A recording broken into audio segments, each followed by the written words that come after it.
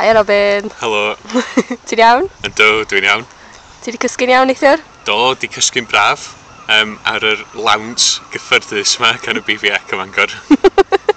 Chwarae teg iddyn nhw. Ie. Felly, pam ti wedi dod yma i wersylla? Dwi wedi dod yma, fel mae'n deud ar yr arwydd, mwyn cyfrannu at yr ymgyrch i amddiffyn darlledu Cymru. Felly, jyst i wneud yn siŵr go iawn fod pobl yn dallt fod angen darlledwyr annibynnol efo cyllid digonol, fatha S4C. Fatha Radio Cymru, dydy gwir, wneud yn siŵr fod fatha'n parhau i bod efo safon uchel os nad gwell na maen nhw wedi bod, a bod na neb yn ceisio torri arnyn nhw, de. Gret. Felly ti yn erbyn y toriadau? Yndw, dwi'n erbyn y toriadau. Ac eithrio toriadau i cyfloga bancwyr. Dwi'n meddwl bod hynna'n syniad da iawn. Diolch Robin.